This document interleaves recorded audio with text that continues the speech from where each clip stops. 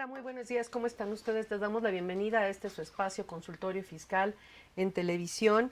Y pues ya estamos en la época de declaraciones anuales. De hecho, el 15 de febrero fue el plazo límite para la presentación de la declaración anual de personas morales con fines no lucrativos. Pero pues ahora para marzo ya tenemos la declaración anual de personas morales en general. Este formato sufrió grandes cambios, tuvo modificaciones importantes respecto al formato que utilizamos el año anterior. Obviamente se requiere mucho mayor información y sobre todo la cantidad de información contable que requiere el nuevo formato, pues sí es un cambio sustancial respecto a todo lo que todas las formas de declarar que hemos aplicado pues desde que yo tengo memoria. Entonces, vamos a hablar de este tema.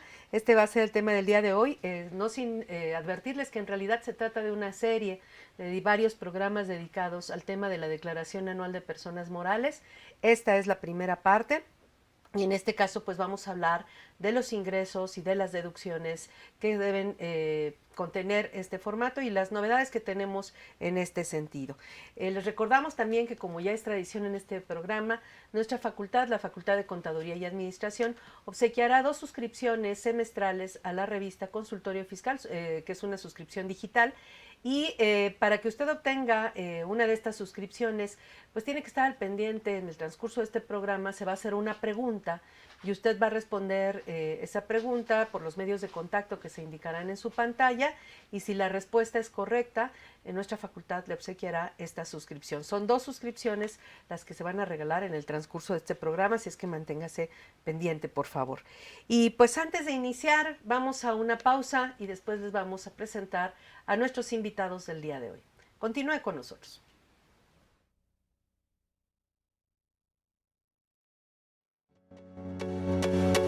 La Facultad de Contaduría y Administración de la UNAM te invita a las 58 expolibros y revistas, donde encontrarás gran variedad de editoriales y libros a precios accesibles.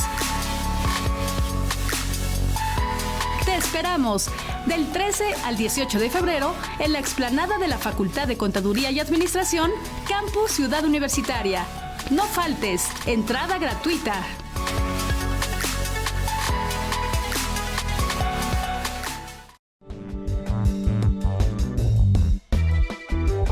Lo más relevante en pocas palabras. 25 de enero. El Servicio de Administración Tributaria dio a conocer en su página de internet la guía para la presentación de avisos de relaciones de socios, accionistas, asociados y representantes legales, derivado de la obligación que tienen las personas morales de realizar la modificación o incorporación de socios, accionistas, asociados y demás personas que forman parte de la estructura orgánica de una persona moral, así como aquellas que tengan control, influencia significativa, poder de mando o aquellas que presentaron su aviso por cambio de residencia fiscal y deban presentar el alta de sus representantes legales. 27 de enero, el Servicio de Administración Tributaria dio a conocer en su página de internet la primera versión anticipada de la primera resolución de modificaciones a la Resolución Miscelánea para 2023, que contienen las disposiciones de vigencia temporal en relación con la declaración de pagos de los derechos por la utilidad compartida y extracción de hidrocarburos. 30 de enero.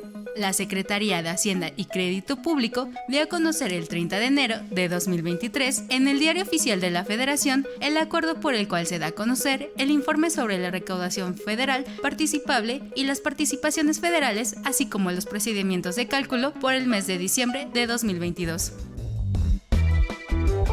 Lo más relevante en pocas palabras.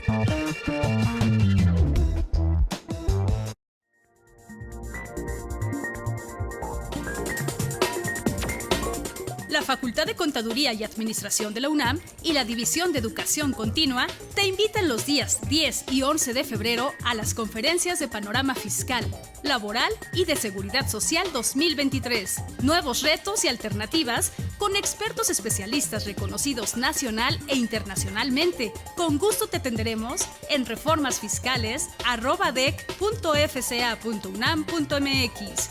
No faltes, te esperamos.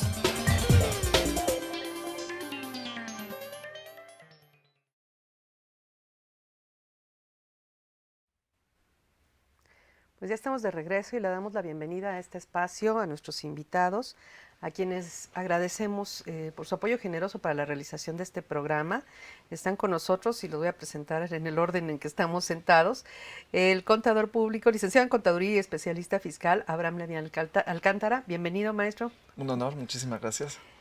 Él es licenciado en Contaduría por nuestra facultad, es especialista fiscal, también egresado de nuestra facultad, catedrático de la misma y también de la Facultad de Derecho, ambas en la Universidad Nacional Autónoma de México, obviamente, coordinador de sección de la revista Consultorio Fiscal, socio del despacho Alevaldi Asesores, articulista, expositor y consultor independiente. Pues nuevamente gracias, maestro.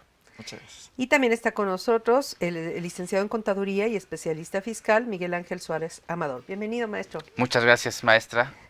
Él es licenciado en Contaduría y especialista fiscal, egresado de nuestra facultad, catedrático también de la misma, también coordinador de sección de la revista Consultorio Fiscal, socio director de Suárez Amador y Asociados y otras instituciones de carácter profesional. Y bueno, también es presidente de la Academia de Fiscal, de nuestra licenciatura en Contaduría y de la Comisión Fiscal de la Asociación Mexicana de Contadores Públicos. Pues bueno, les damos la bienvenida a ambos, les agradecemos el apoyo para la realización de este programa y si les parece, pues antes de iniciar vamos a una pausa donde vamos a ver precisamente algunos eventos que van a estar en nuestra facultad próximamente. Bueno, vamos si quieren hacer ahorita, vamos a continuar y después vamos a la pausa. Entonces, vamos a empezar entonces con el tema de la declaración anual. Todos estamos asustados ahorita ya con esta declaración anual. Ya nos quedan pues, menos de 2 meses para presentar la declaración anual. Este año tuvimos nuevos formatos para las declaraciones de pagos provisionales mensuales. No sé si ustedes han hecho cambios en estos formatos, han presentado declaraciones complementarias que modifiquen los ingresos. No sé cuál es su experiencia, cuánto se tarda la plataforma en reconocer esos cambios, cómo nos va a impactar, por ejemplo, esto de los pagos mensuales y la nueva forma de declarar que tuvimos a lo largo de 2022, cómo nos va a impactar para las correcciones que tengamos que hacer en su caso previas a la declaración anual. Abraham. Pues en cuanto a las declaraciones, bueno, pues a veces tarda por muy poco tiempo, 2 o 3 días, pero hay veces que es una semana.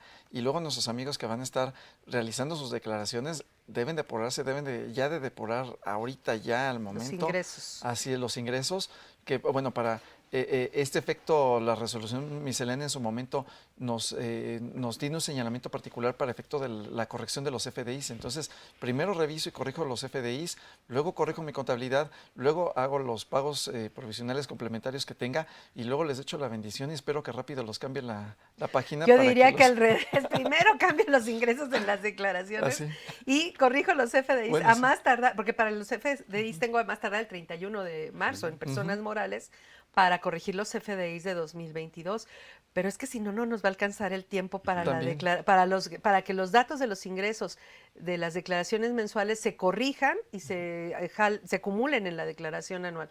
No sé qué opinas tú, Miguel Ángel, respecto a este tema. Bueno, es que es muy importante considerar que desde hace algunos años ya la autoridad nos presenta en las declaraciones en los formatos ya la información precargada de los FDIs.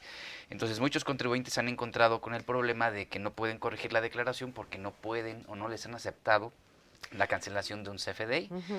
Esto creo que sí es muy importante porque los tiempos que tarda, por ejemplo, una declaración en aparecer corregida. Aquí es importante. ¿Te refieres a los CFDIs respecto a las declaraciones mensuales? Exacto. Porque para la declaración anual los datos provienen de las declaraciones mensuales. Correcto. Ajá. Si yo corrijo una declaración mensual, bueno, tengo que corregir prácticamente todas las subsecuentes porque recordemos que los pagos provisionales que realizan las personas morales son acumulativos, son ingresos del mes de enero hasta el mes al que corresponde el pago.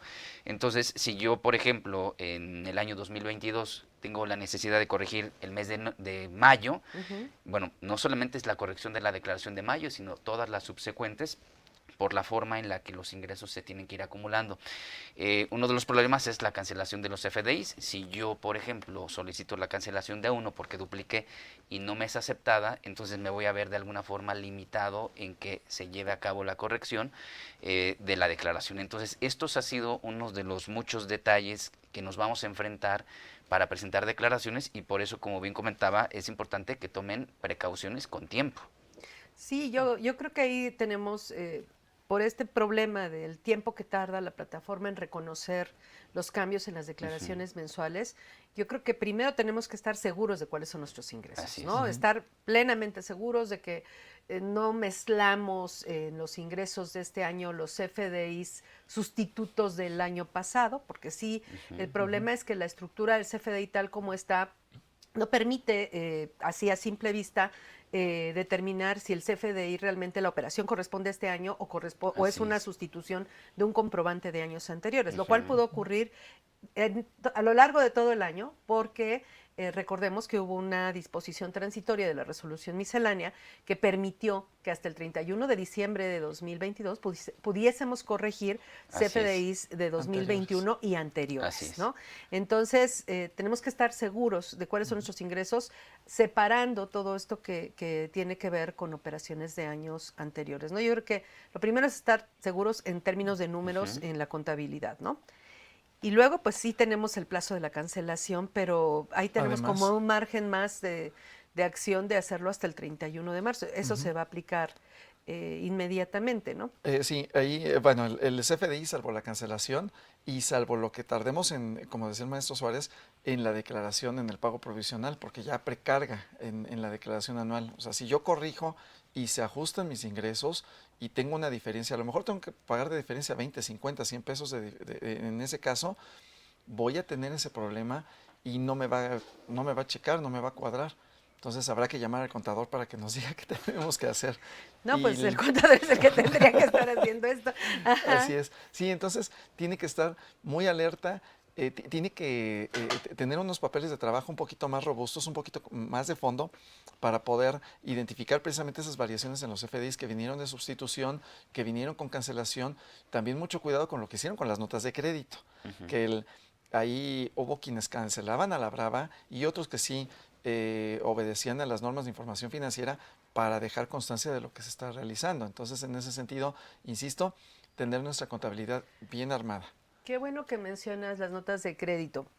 Digo, cuando hay un descuento, una devolución o una bonificación, efectivamente, incluso la ley y el Código Fiscal establece la obligación de expedir un CFDI tipo egreso, ¿no?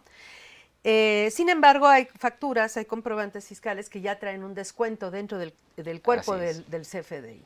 ¿Qué pasaría en ese caso, Miguel Ángel? Bueno, es importante considerar que en términos del artículo 25, fracción primera de la Ley del Impuesto sobre la Renta, las devoluciones, descuentos, bonificaciones que se amparan a través de comprobantes de egresos son deducciones hasta el final del año.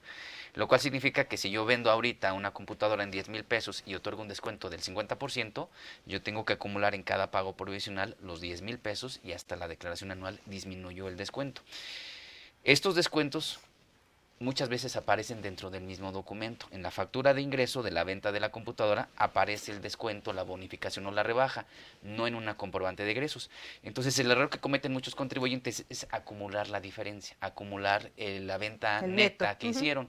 Y eso es un error muy común que se observa en las declaraciones porque están omitiendo ingresos en los pagos provisionales y por supuesto el anual no tendrán problema a la aplicación correcta, pero lo que sí está ocurriendo en esos casos es una omisión de ingresos en los pagos provisionales.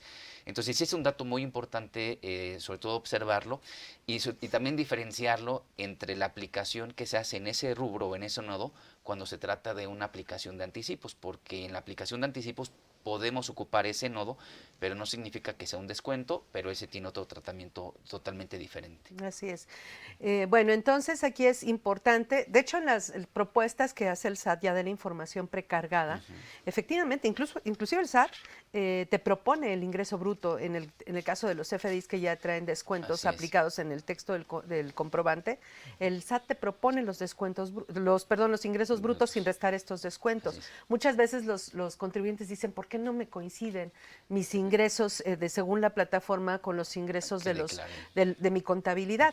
Y es porque muchas veces la contabilización se hizo también de manera errónea. El contador además tiene que registrar de forma separada en la contabilidad, en este caso que estableces en una CFDI que trae 10,000 pesos y, no sé, 500 pesos de descuento, pues como ingresos tiene que registrar 10,000 y como descuento tiene que registrar 5,000, 500 así es. o 5,000, lo que sea, ¿no? Pero el descuento que se haya aplicado. Entonces, puede ser un error contable, va a ser un error para efectos de los ingresos a declarar Así es. en el cálculo del impuesto sobre la renta. Y si bien es cierto que la diferencia entre ingresos y deducciones en la declaración anual podría ser la misma, o sea, no afectaría, el problema sería en el cálculo del coeficiente de Así es. utilidad. Recordemos que para los pagos provisionales del año siguiente, en el régimen general, se aplica un coeficiente de utilidad que nos sirve para calcular esos pagos provisionales, ¿no? ¿Podrías explicar cuál sería el efecto en este caso de netear, digamos, en los ingresos, en las facturas que ya trae los descuentos? Bueno, en este caso el coeficiente de utilidad precisamente tendría una variación en contra del fisco. Entonces ahí terminaríamos pagando menos. Ajá. Y aunque al final del ejercicio, como bien decías, maestra, se cuadra, ya no tendríamos una omisión de ingresos al final del día. O sea, yo declaro, como Por un decían, lado. los 10,000 pesos, pero efectivos fueron 5,000. Y en ese sentido también hay un régimen que, bueno, igual ahorita Entonces, a ver, en los pero ingresos quedan 10,000, en las Sí. de haberlo hecho correctamente, en los ingresos quedarían 10,000, 10. en las deducciones quedarían 5,000. 5,000. La utilidad sería 50%. 5,000, 50%. Ajá, 50%. Y el problema es que aquí nuestro coeficiente de utilidad sería Mucho más alto. sería 50% en ese Así caso, ¿no? Pero si lo hacemos en neto, o sea, si nuestros ingresos son 5,000, no hay deducciones, suponiendo que fuera la única operación, pues entonces la utilidad va a ser 5,000, pero obviamente va a ser diferente el efecto Así en el es. coeficiente de utilidad. Entonces hay que tener mucho cuidado de hacer las cosas bien, porque esto no nada más es un error para el año en que se declara, es un error que se replica para los años, o sea, que tiene efecto en años Así es. posteriores, ¿no? Sí, entonces nuestros amigos deben de tener muy presente que cuando hacen el descuento, a través de políticas, a través de otro tipo de documentos, identificar claramente cómo se va a realizar y que cuando llegue también la información al contador, que es efectiva, ¿no? Que no llegue nada más la parte del PDF, sino que el XML llegue debidamente desglosado y a veces tomen la decisión de hacer a lo mejor el descuento directo y que ya esté el importe para que no tenga este tipo de cuestiones. En el caso de los descuentos, ya en las devoluciones, bonificaciones o cualquier otra cosa, bueno, pues protegerlo a través de las políticas. Que yo creo que el contador forzosamente tiene que trabajar con los XMLs que descarga del SAT, ¿no? Sí. Directamente. Ya en todo caso, después conciliar con las cifras que le presenta la empresa, pero efectivamente yo creo que en principio trabajar con los XMLs que le descarga el SAT. De hecho, ahora los programas de cómputo los leen, los descargan, los leen y uno le indica el registro contable. Los programas no hacen el registro, los errores son humanos. Entonces, en ese caso, el mal registro contable de no desglosar el descuento del ingreso es de quien hace el registro contable. Y sobre todo es mucho más sencillo ocupar el documento idóneo, que es el XML, en lugar de las representaciones impresas, los PDFs, porque yo me he encontrado en casos en donde hay errores. Viene neteada la información Exacto, en el PDF. no se observa correctamente o incluso los datos vienen mal por un error de programación, entonces no hay nada como siempre ver el documento fuente, que es el XML. Así Sí, es. y es el que la autoridad está considerando como válido para los efectos legales y fiscales, porque el otro es una mera representación gráfica Así y que puede contener errores. Así es. Entonces, bueno, primero que los ingresos que ya traen descuentos incluidos, los FDIs que ya traen descuentos incluidos se hayan contabilizado y se hayan considerado para efectos fiscales de manera correcta. Segundo, separar todos los FDIs que no tienen efecto en este ejercicio. Hablaste de los sustitutos que pueden tener operaciones que pueden referirse a operaciones de años anteriores o pueden referirse a operaciones del mismo año. Así es. Entonces ahí en ese caso, pues cuidar que se haya considerado el correcto, ¿no? De los dos que se hicieron el correcto, ¿no? Sí. Y hablamos del tema de los anticipos. ¿Cómo se generan los FDIs en el tema de los anticipos y qué efecto tiene esto en las declaraciones? Bueno, los anticipos han sido conceptos considerados para la autoridad como ingresos acumulables y esto De manera discutible. Por eso el Por la comentario, autoridad. por eso el comentario fue en ese sentido, fundamentado en términos del artículo 17, fracción primera, inciso C, que a parecer dice que los anticipos son acumulables. Bueno, vamos a suponer sin Sí, conceder. aunque tendríamos excepciones, que es lo que Exacto. siempre hemos reclamado, ¿no? Es correcto. Yo siempre he sido de la idea de que esa disposición no señala que los anticipos son ingresos, sino más bien el anticipo es el detonador para que se acumule el ingreso, toda vez que el anticipo se aplica al pago. Y entonces la fracción C, o en el inciso C, habla del momento de acumulación del ingreso cuando se cobra, dice, incluso aun Entonces, cuando trata de provenga anticipos. el cobro de anticipos. Entonces, es un tema que siempre ha sido discutido. Yo creo que tiene esto muchísimos años. Creo que desde que era estudiante venía este tema ha sido muy controvertido. Pero bueno, supongamos sin conceder. Los anticipos son ingresos acumulables. Lo primero que tiene que hacer el contribuyente es hacer un comprobante fiscal por los anticipos que recibe y acumularlos en su declaración provisional y en su caso en su declaración anual. Posteriormente, cuando se celebra la operación y se hace la aplicación del anticipo, tenemos que hacer el comprobante de la operación total. Ahí tenemos dos opciones en términos de las guías de llenado del CFDI. Perdón, nada más, entonces ahí tenemos dos CFDIs. El Así es. CFDI, porque los dos son CFDIs tipo Es ingreso. correcto. Entonces tenemos el CFDI del anticipo, vamos a suponer que en el mes de marzo, y en el Ujú. mes de junio se definen ya. ¿Por qué es un anticipo? Aquí primero habría que identificar Ok. qué es lo que es un anticipo. Bueno, el anticipo lo vamos a tomar en cuenta así tal cual cuando la operación no está definida, es decir, cuando todavía no haya un acto jurídico que determine la enajenación de bienes. En el caso De la más común, enajenación. la compraventa, ¿no? Ujú. Una compraventa va a ser perfecta cuando las partes se acuerdan comprar y vender y tienen acuerdo sobre la cosa y el precio. Cuando hace falta algún elemento esencial del acto jurídico, como es la cosa, el precio o la simple voluntad de comprar y vender, pues vamos a hablar de un anticipo, ¿no? Viene Abraham, me dice, te vendo mi teléfono, yo no lo quiero comprar, pero le doy un apartado para que si me animo en 2 semanas, la compramos. No hay acto jurídico, pero eso vamos a darle un tratamiento de anticipo.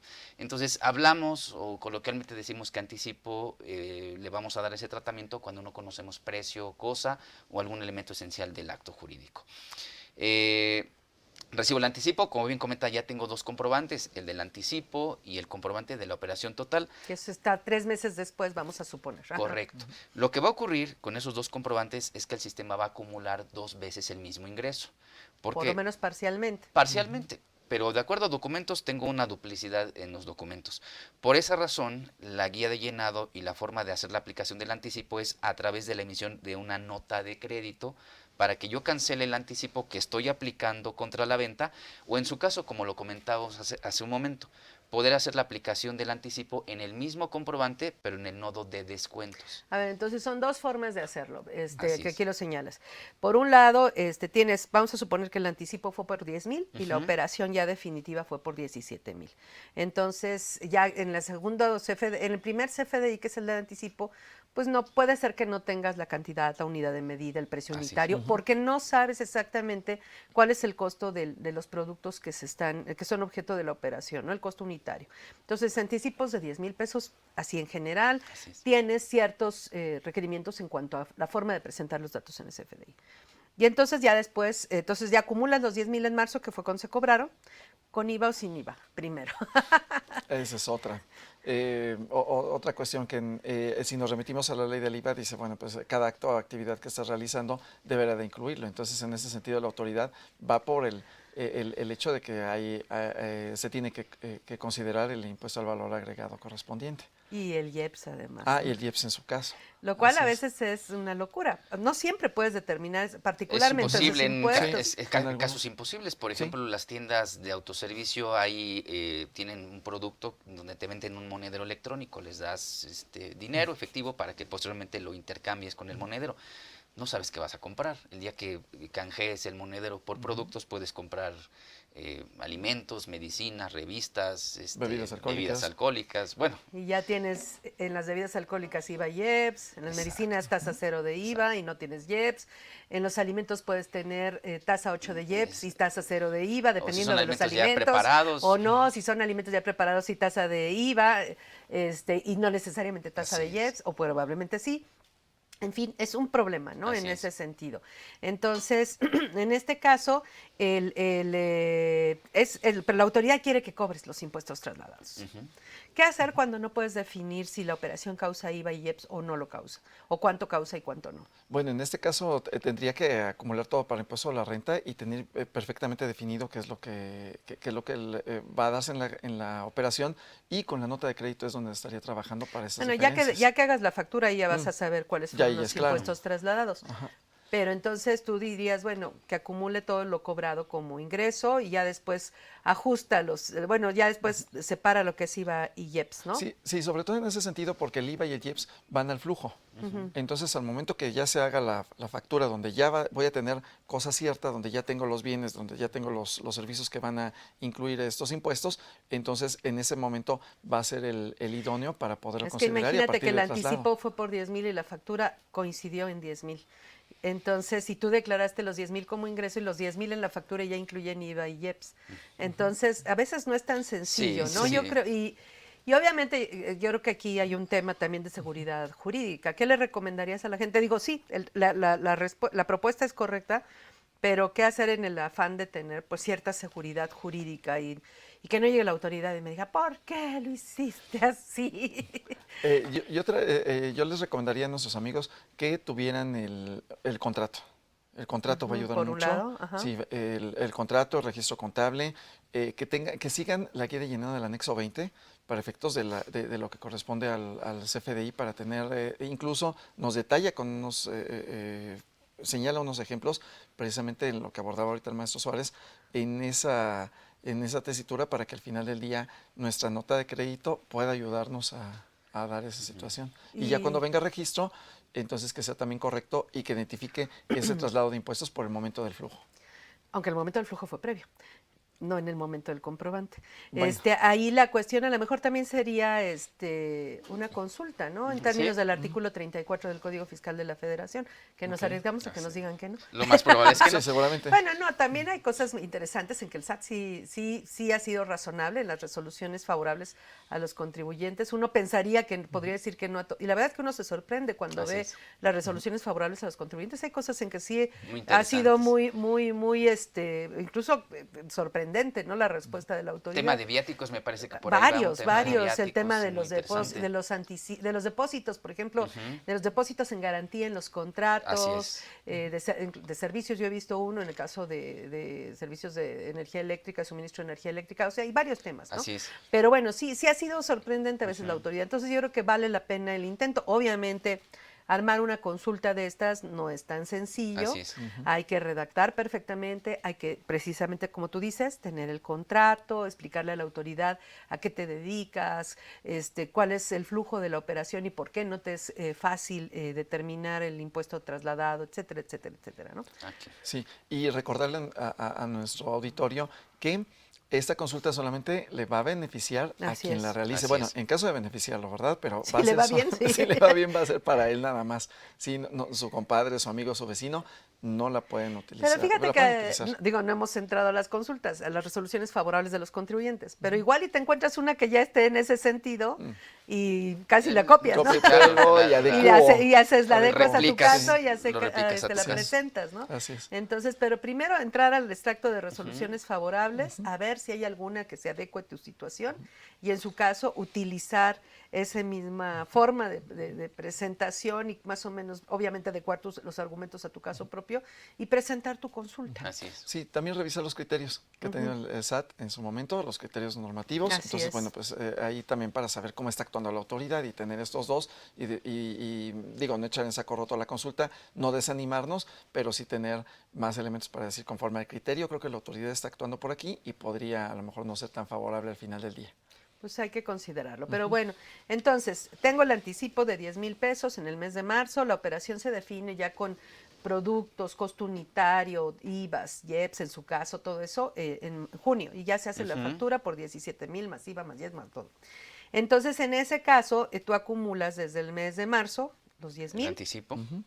según lo que dice la autoridad, que no necesariamente estamos de acuerdo, pero pues ni modo.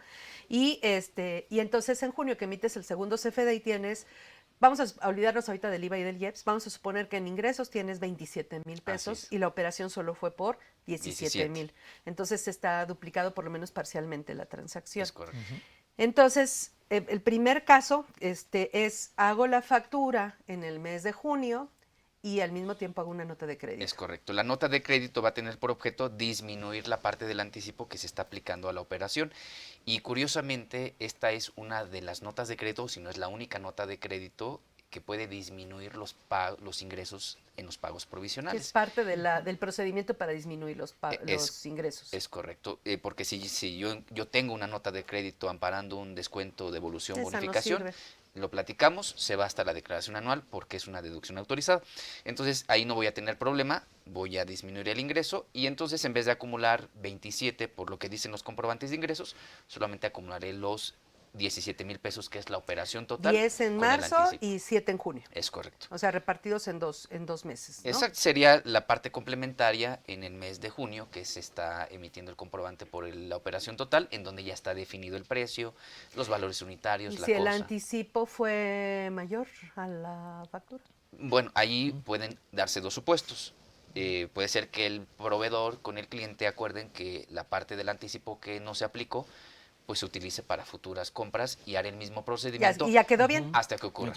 Pero puede ser que solicite la devolución del anticipo que otorgué, entonces en ese caso voy a tener que hacer, me van a entregar mi dinero, me van a entregar el recurso, pero se va a tener que hacer otro comprobante de egresos por la devolución. Un CFDI de ese tipo de egreso. anticipo. Exacto.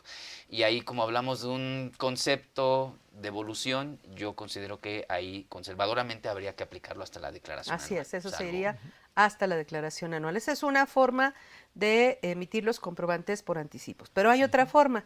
Precisamente se hace el CFDI del anticipo en marzo, se acumulan los 10,000 pesos en marzo, pero entonces en junio, que se hace la factura, ya no se emite el CFDI tipo de egreso y en ese caso, ¿cómo se aplica el anticipo?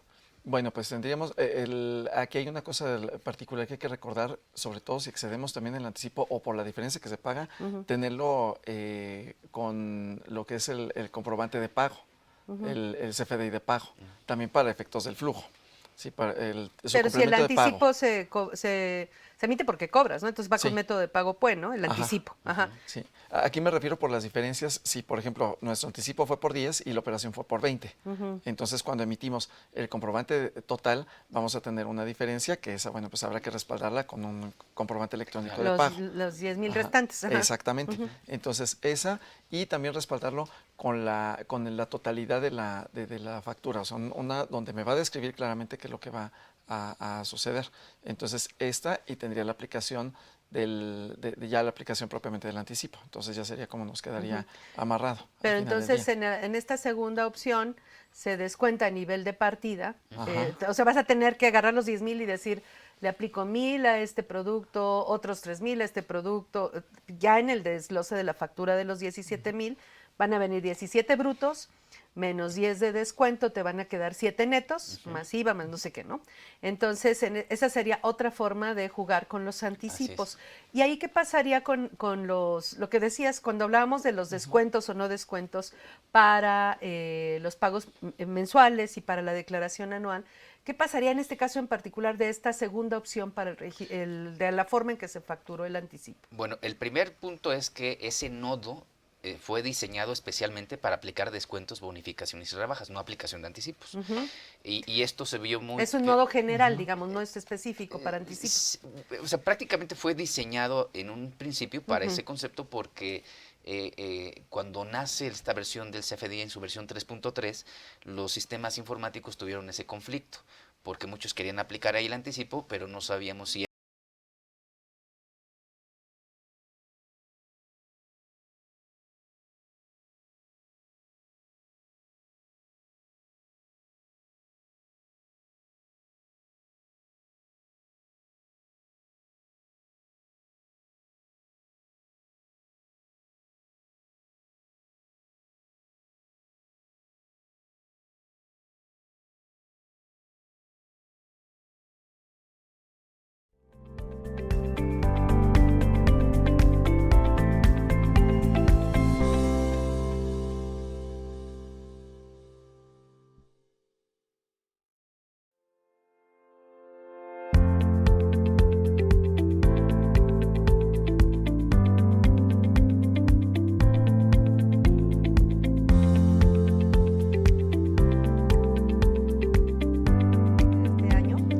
cuáles son los FDIs que se van a contabilizar de manera bruta, cuáles son los FDIs que se van a contabilizar de manera neta, como en este caso en particular, y estar seguros de cuáles son nuestros ingresos, ¿no? Correcto. Definitivamente. Pero bueno, Podría ser que yo tuviera ahorita, no sé, en enero de 2022, una factura de una operación total, pero en donde previamente, año anterior, acumulé la parte del anticipo que recibí. Entonces sí es muy importante considerar, porque una parte del ingreso quedó en un año previo y la parte restante la tendré que acumular como diferencial en este ejercicio. A veces cometemos el error de no tener el control y acumulamos nuevamente lo que ya lo habíamos hecho en años previos. Por eso es tan importante que se relacionen las facturas. Los FDIs tienen que... Sí, bueno, ahí tienen que venir vinculados. vinculados. Además, es uno de los requisitos en esta forma de facturar. Pero bueno, vamos a una pausa y continuamos después de la misma.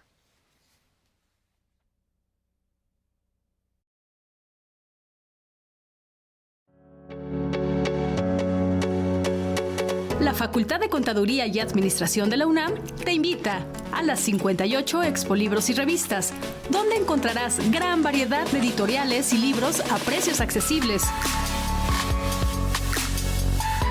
Te esperamos del 13 al 18 de febrero en la explanada de la Facultad de Contaduría y Administración, Campus Ciudad Universitaria. No faltes, entrada gratuita.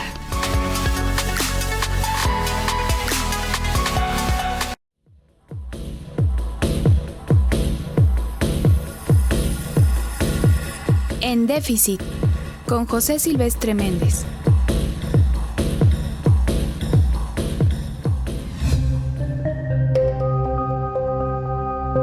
Población mundial y sustentabilidad. En diciembre de 2022 la población mundial llegó a 8,000 millones de personas, razón por la cual es necesario analizar esta situación. ¿Somos muchos? ¿La Tierra nos aguanta a todos? ¿Cuál es el límite poblacional para la Tierra? Muchas preguntas nos hacemos y tratamos de responderlas. De acuerdo con los especialistas y con la evolución del sistema capitalista, en cuya esencia está el incremento de la producción y el consumo de todo tipo de mercancías, ya estamos muy cerca del límite. La Tierra y sus recursos, incluyendo la biodiversidad, no soportaría más de 10,000 millones de habitantes.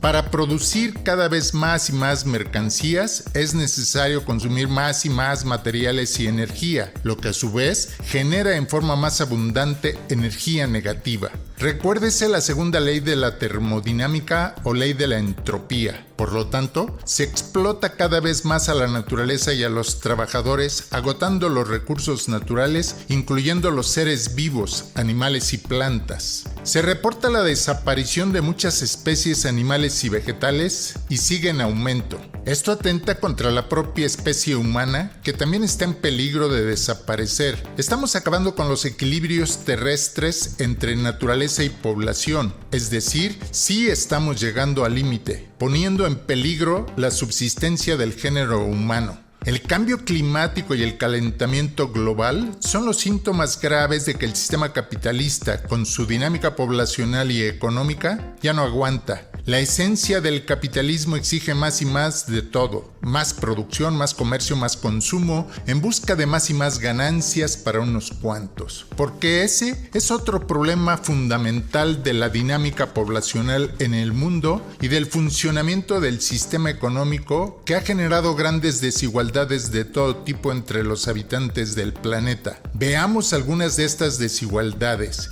El 48% de la población mundial apenas sobrevive con $2 al día o menos. 15% están desnutridos o padecen hambre. 13% no cuentan en sus viviendas o cerca de ellas con agua potable. 70% de la población no cuenta con internet. 24% no tienen teléfono móvil. El 17% son analfabetas. Solo el 8% ha vivido más de 65 años. Por supuesto, la contraparte es la de los privilegiados que cuentan con buenas o excelentes condiciones de vida.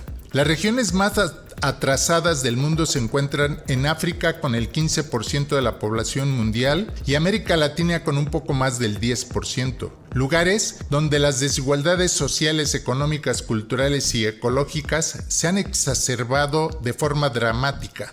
En un reciente estudio de Oxfam, La ley del más rico, se señala: 3 años después del inicio de la pandemia de la COVID-19 y de la crisis inflacionaria posterior, América Latina y el Caribe se han convertido en una región más desigual, más empobrecida y más polarizada social y políticamente. Pero estas múltiples crisis no han afectado a todas las personas por igual. Puede parecer obvio, pero la brecha es gigantesca. Cuando medimos el desproporcionado aprovechamiento que una élite de ultrarricos ha sacado de esta situación.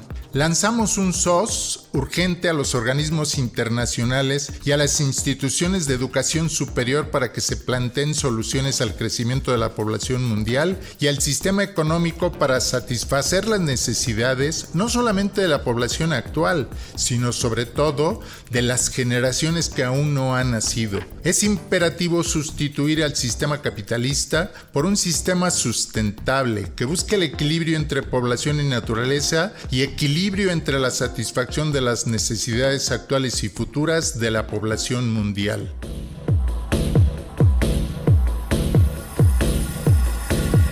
En Déficit, con José Silvestre Méndez.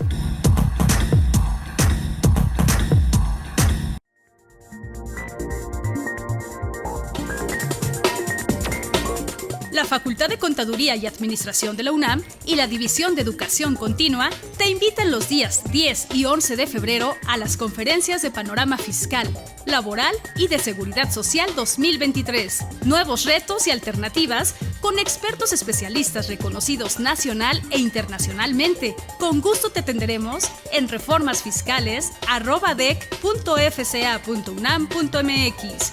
No faltes, te esperamos.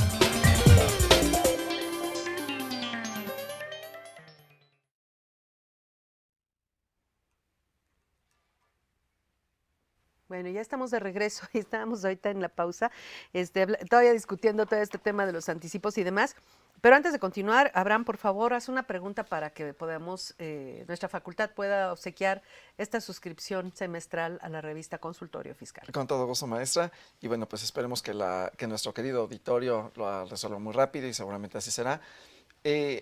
Al principio comentamos sobre la fecha de los comprobantes. Entonces, por favor, contesten cuál es la fecha para el cambio de los comprobantes. Para la cancelación, la fecha límite, ¿no? Así es, la fecha límite para la cancelación de los comprobantes en relación a la declaración anual. O sea, el ejercicio 2022 particularmente, ¿no? Así es. Perfecto, entonces respondan correctamente a los medios de contacto que se indican en su pantalla y se llevarán una suscripción semestral digital de la revista Consultorio Fiscal.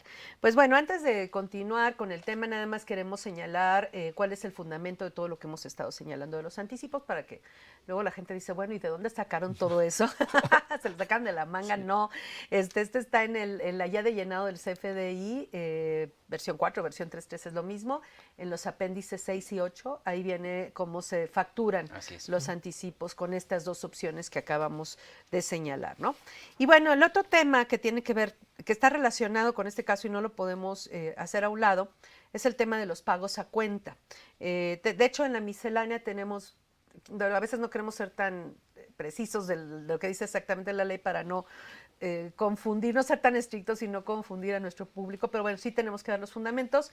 El tratamiento también de los anticipos en la miscelánea es la regla 3224 y el tratamiento de los pagos a cuenta, de los que vamos a hablar ahorita, es la regla 324, ¿no?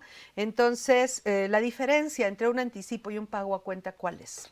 Bueno, aquí un anticipo, en muchas ocasiones no tenemos claro qué es lo que va a hacer, y aquí un pago a cuenta es, ya le voy abonando. O sea, yo ya tengo certeza y entonces en ese sentido voy abonando. Entonces sí tiene un diferencial y era un poquito de lo que comentábamos antes del corte en el sentido que voy a estar hasta respaldado con los comprobantes electrónicos de pago, en este caso con el complemento de pago para identificar esa situación. Ahora, en ese sentido, este pago a cuenta, bueno, pues va a tener sus variaciones y va a tener su efecto. ¿Por qué? Porque en su momento, si yo ya acumulé el 100% de la factura, pues el pago a cuenta va a ser para ir cumpliendo la obligación de pago, la obligación jurídica general que tiene. Esa sería la regla general, aunque no Así son es. las opciones que da la Así es. miscelánea, ¿no? Sí. ¿Quieres agregar algo respecto a las diferencias? Ajá. Una diferencia, por ejemplo, en el caso del anticipo, los contribuyentes se enfrentan en el problema de que la ley del impuesto sobre la renta nos permite la deducción del costo de lo vendido. Bueno, eso sí en el tratamiento fiscal, pero en cuanto a la diferencia entre el anticipo y el pago a cuenta, ajá. Lo comentamos hace un momento, en un anticipo no está definido el precio, no está definida la cosa, le hace falta algún elemento esencial al acto jurídico, y en el pago a cuenta ya está definido prácticamente la operación total. Lo único es abonar exclusivamente los pagos a la operación que ya está definida. Entonces aquí en este caso lo que marca la regla 324 es que tú emites tu factura y vamos a suponer que fueron los mismos 17,000. Y entonces ya tienes clave, producto, servicio, cantidad de medida, tantas unidades, precio unitario, tal, y te da 17,000. Pero resulta que emites la factura y en este momento solo te pagan 10,000. Entonces emites la factura con método de pago PPD, y entonces recibes los 10,000 pesos y entonces haces Un CFDI de pago. un CFDI con complemento de pago relacionado con esta factura de los 17,000. Y entonces queda un saldo pendiente de acumular de 7,000 pesos. Ajá, más y bueno, ya los IVAs, olvídense, ¿no? Entonces, lo que dice la facilidad que da la regla 324, a diferencia de los anticipos, es que en el caso de los pagos a cuenta, sí puedes acumular los 10,000. Puedes no acumular ni los 17, puedes acumular los 10,000 hasta el momento en que se entregue el bien. Más bien vas a acumular toda la operación hasta el momento en que se entregue el bien o se preste el servicio. Y en ese caso, pues ya está facturado, puede estar cobrado y no necesariamente será acumulable en los pagos mensuales, por lo que dice esta regla. Con la simple razón de no haber entregado o enviado el bien. O prestado el servicio. Así es, la acumulación se difiere. El problema es probar eso, ¿no? En una auditoría. Sí. Sí, yo creo que ahí va a ser muy importante tener la documentación que establece, por ejemplo, el código en su artículo 33 del reglamento. Tenemos de llevar un control exacto de las entradas, salidas de los inventarios, cosa que muchos no hacemos. Ese artículo señala que el contribuyente debe de tener un conteo específico de las existencias al inicio y al final de cada mes. A veces lo hacemos hasta el final del año. Pero bueno, eso es un elemento que podríamos allegarnos para poder demostrar a la autoridad que no he entregado, porque a lo mejor la mercancía ni siquiera ha entrado a mi almacén, o viene en transporte, viene todavía en un buque y no llega todavía aquí a territorio nacional. Vayan muchas razones por las que puedan no haber entregado. Así es. Y otra prueba, pues podría ser CFDI de traslado, por ejemplo, o el CFDI con complemento carta aporte, en su caso, ¿no?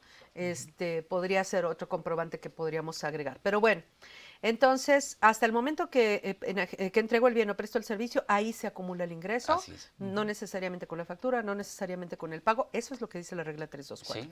Si al cierre del año no he entregado el bien o no he prestado el servicio, pero ya cobré, ese ingreso sí se acumula en la declaración anual, pero no se acumuló en los pagos provisionales. Entonces, sí podemos tener diferencias entre los ingresos entre la declaración anual y los ingresos de los pagos provisionales por esta regla de resolución miscelánea en particular. Sí, ¿no? por alguna razón les permite el diferimiento de ese ingreso, que si lo ponemos en contrapartida con lo que establece el artículo 16 de la ley y el 17 fracción primera inciso A y B, pues en estricto sentido ese contribuyente debió haber acumulado la totalidad de la operación por haber emitido el comprobante por la operación total o por simplemente haber cobrado toda la parcialmente el Aunque precio sea un contra peso, prestación. con el cobro de un peso ya tenía que haber acumulado todo. Toda la operación. Entonces es una regla, la verdad es que muy bondadosa para quienes se colocan en este supuesto de haber vendido, cobrado total o parcialmente el precio, pero les faltó la entrega o el envío del bien o la prestación del servicio.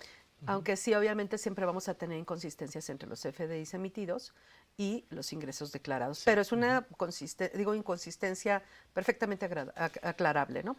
Ahora, agradable para ellos. Y agradable, aclarable y agradable. Y que debe estar bien documentado, porque si al final del día, incluso yendo al artículo 5A del Código Fiscal de la Federación, la materialidad, en ese sentido, si no cumplo con ella, me voy a meter en grandes problemas. No nada más de esto, incluso la autoridad podría decir, estás en la perspectiva de ser un EFOS o un EDOS, porque ya estoy pegándole al fisco. A la gente háblale en español. Una facturera.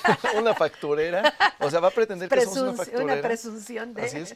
Sí, nos puede vincular a través de una presuntiva o nos puede decir, eres una empresa que factura o que deduce operaciones simuladas. Que la operación es falsa, simulada o Así es. inexistente, ¿no? Sí, En eso podemos entrar. Así es, sí, en materia de comercio exterior, como decía el maestro, podemos tener que, dice que está en el buque, pero pues quién sabe en cuál buque, ¿no? A lo mejor así se llama el lugar, antro o cantina donde van y no es la operación que están realmente realizando. Entonces sí tiene que estar perfectamente documentada, soportada y que también sea consistente, porque si se nos pierde en ese mar de los FDIs, vamos a tener unas con anticipo, otras con pagos a cuenta y unas que sí sean acumuladas y otras no. Entonces también tener otra vez políticas para sostener esa situación, porque después va a venir la parte de los estados financieros. Así es.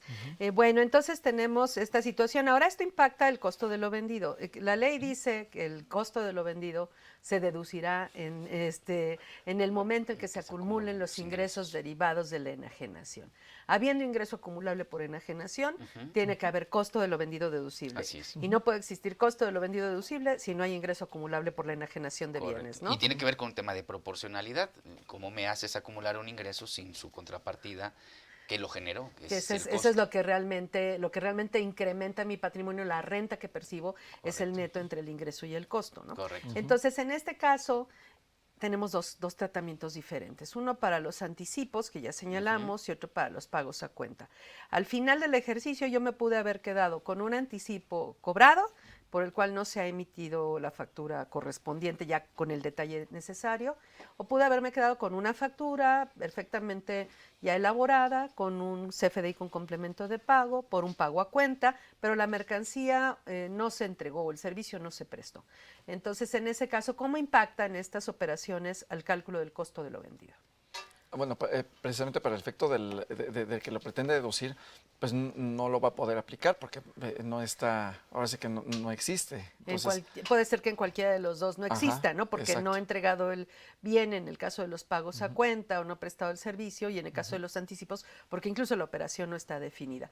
Pero Así ¿qué es. pasa en este caso? ¿Cómo establecen las reglas que se resuelve este caso? Claro, Si se resuelve. Cuando hablamos de la operación de pago a cuenta, cuando definimos la operación, cobré una parte, emití el comprobante de total, pero faltó entregar la mercancía, la resolución miscelánea obliga a que llevemos una cuenta al final del año respecto a los ingresos que cobramos y los que se aplicaron cuando entregamos mercancía.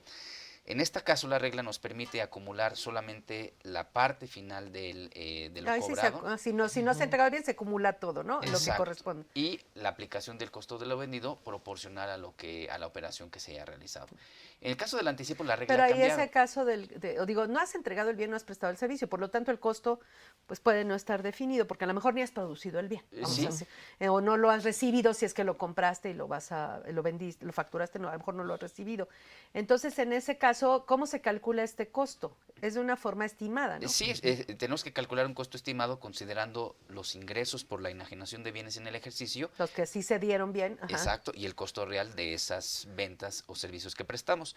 Vamos a determinar un factor de costo y ese factor de costo lo aplicaremos al ingreso que voy a acumular y deduciré en ese ejercicio el costo estimado sobre esas operaciones. Así es. Curiosamente, esa regla incluía los anticipos. Antes, hace 5 años. Hace algunos años, en donde yo sinceramente considero que era quienes más lo necesitaban, porque yo puedo no haber entregado mercancía o haberla enviado porque tengo un problema de salida en el almacén, pero ya tengo la compra, ya tengo el producto y por supuesto que ya puedo deducir el costo de ventas aun cuando no haya entregado. El gran problema lo han tenido quienes reciben anticipos, porque ellos no han enajenado y por lo tanto no tienen costo de lo vendido. Hay ingreso acumulable y entonces no se cumple la máxima de la ley de que habiendo ingreso acumulable tiene que haber costo de ventas deducible, ¿no? Exacto, y es un problema también de desproporcionalidad en ese tipo de operaciones. Me Entonces, obligas a acumular un ingreso sin su contrapartida. Así es, pero así está. Así están las dos reglas, ¿no? Sí. Bueno, entonces tenemos pues varios casos de diferencias entre los ingresos de los repositorio del SAT, los ingresos contables y los ingresos fiscales, ¿no? Ya establecimos yo creo que bastantes diferencias entre los tres. ¿Qué hacer para la declaración anual? ¿Una conciliación entre los ingresos contables y los ingresos fiscales? Sí, que fue con lo que iniciábamos. CFDI, partir del CFDI y de ahí arrancar a cómo estuvieron las declaraciones, cómo estuvieron presentadas mis balanzas de comprobación, en este caso la contabilidad electrónica, luego si se presentaron las declaraciones en tiempo y forma, si tengo que presentar complementarias, y ya al final del ejercicio hacer estos ajustes, como la aplicación de anticipos, como la aplicación de cuentas, revisar que mis FDIs estén completos para el efecto sobre todo de pago, los complementos de pago que estén debidamente emitidos, y hacer las correcciones ahorita, también por ejemplo revisar los de nómina, que estén todos correctos. Y ya que está todo eso, entonces ahora sí, revisar el llenado del formato. Pero yo creo que sí tienes que elaborar una especie de conciliación entre los ingresos para efectos fiscales y los ingresos para efectos contables y además contra el repositorio del de CFDIs del SAT. Sí, porque luego aparecen de más.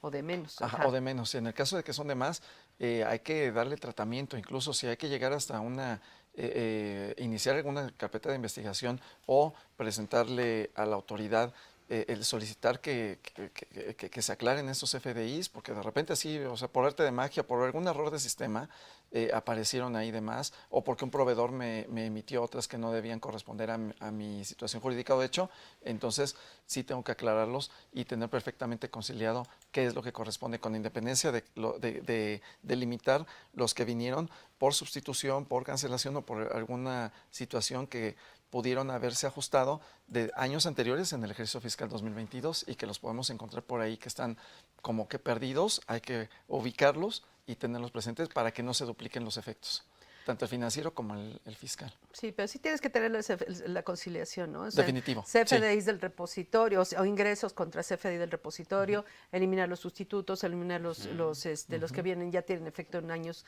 anteriores, el tema de los anticipos, los pagos a cuenta, los ingresos no facturados que ya tienes que acumular, en fin, todo esto tienes que llegar, porque esto te lo van a preguntar tarde que temprano. Claro. O sea, esto lo tuviste que haber hecho para los pagos mensuales, porque para la declaración anual, la situación es que la declaración anual jala los ingresos de los pagos mensuales, en ese caso.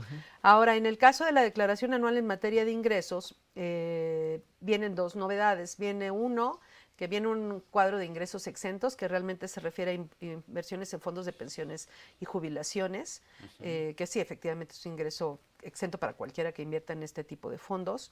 Y los ingresos no acumulables, que le llama, que son los que trae particularmente de los primeros artículos, que dice que no son ingresos. Artículo 16. Que no son ingresos los dividendos cobrados de personas morales residentes en México, los incrementos de capital, la revaluación de activos, la revaluación de activos, etcétera. La prima en colocación de acciones. Que todo eso, de hecho, ni era ingreso. Sí. Ni es ingreso para efectos contables, ¿no? Son ¿no? ingresos no acumulables y otros no son ingresos. Ajá, la mayoría no son ingresos para efectos contables, ¿no? Son incrementos al capital. Al final del día lo que quiere la autoridad es enterarse, quiere conocer esa información para saber si estoy haciendo bien las cosas. Pero pues eso ya lo tiene en muchos casos en la cuenta de capital de aportación. O lo va a tener, o en la CUFIN. O lo va a tener ahora en los estados financieros que platicábamos que se va a pedir. Así es, pero ni siquiera en los estados financieros. Los dividendos cobrados no son ingresos.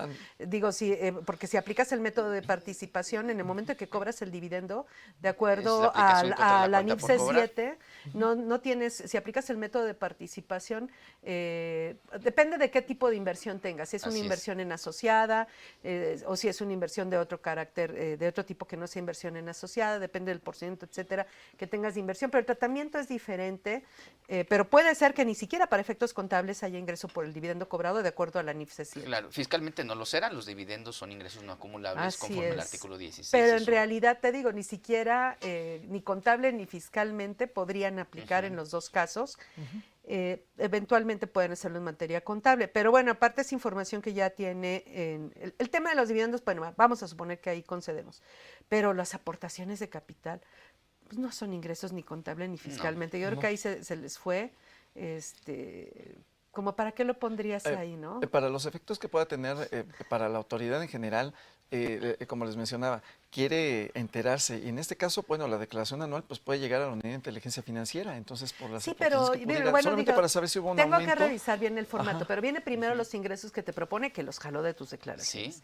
Luego viene menos los ingresos exentos, que en teoría ya los incluiste acá arriba, lo cual no es cierto, porque si Tendrían que están estar exentos, todos. no deberían. Pero Claro. ¿cómo van a venir todos si no los incluiste para el pago Los de provisionales impuestos? no están. Y luego viene los ingresos no acumulables. En teoría, creo que se restan de los primeros.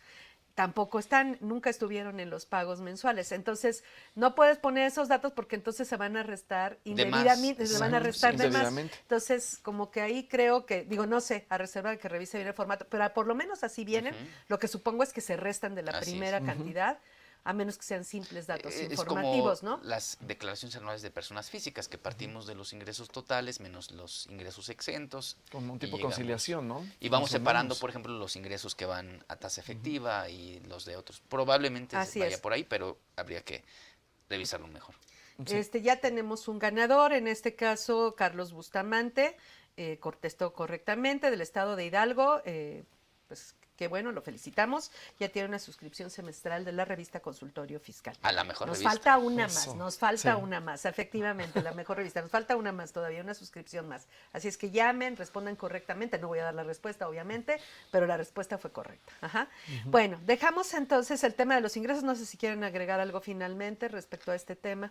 Pues tenerlos bien amarrados y creo que eso nos va a llevar al otro punto de las Deducciones. exacto, de las deducciones y de la conformación de la declaración en general, de qué Así es lo que es. está pidiendo ahorita la autoridad.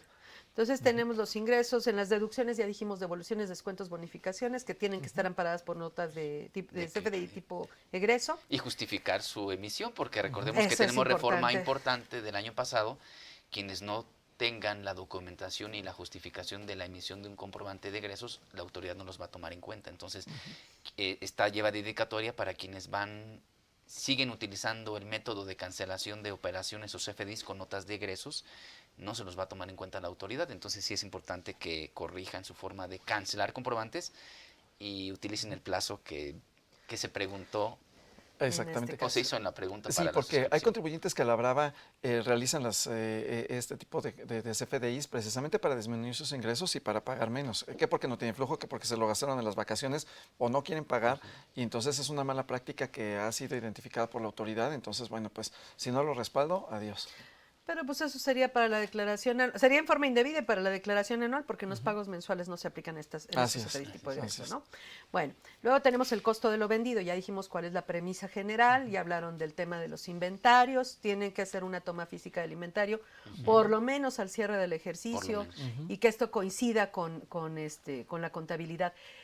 De hecho, algo que no señalamos es que los estados financieros que solicita el formato actual vienen comparados. Sí. O sea, pide los datos del 2021 y los datos del 2022. Entonces, obviamente, tenemos que irnos a nuestra declaración anual del año anterior y vaciar los datos del 2021 tal cual los presentamos en la declaración anual del año anterior. No nos vayamos a hacer harakiri, ¿no? Sí. Y luego, pues que los datos, por ejemplo, en materia de inventarios, pues desde luego que coincidan Correcto. con el formato de declaración anual. Luego tenemos la nómina. ¿Cuál es la fecha límite para corregir CFDIs de nómina? 28 de febrero. Así es. 28 de febrero. ¿Por qué? Porque ya está en preparación de la declaración anual de las personas físicas. Entonces, deben de estar ya listos. Y bueno, pues si no se preparan, vamos a tener el problema con la deducción y vamos a tener el problema luego con los contribuyentes, con nuestros trabajadores, porque cuando solicitan una devolución, se las pueden negar porque no va a haber una congruencia entre la información que presentó el patrón y la información que presentó el contribuyente que pretende la devolución. Así Entonces, es. bueno, y para eso ya existe un visor. Ya existe un visor. Incluso está muy simpático, si me permiten la expresión, porque está el visor, cómo la autoridad ve al patrón y cómo la autoridad ve al trabajador. Entonces, bueno, pues en ese sentido ya el propio trabajador ya puede identificar o puede anticiparse si va a tener una devolución de impuesto o cómo va a estar su saldo a cargo, o si le faltan CFDIs, o si le falta cierta información, o si le timbraron mal. También puede haber sido que en lugar de salario le timbraron dividendos, ¿no? Caso extremo, una cosa rara, entonces que esté ahí. Y si le timbraron de más, le timbraron de Así menos. es.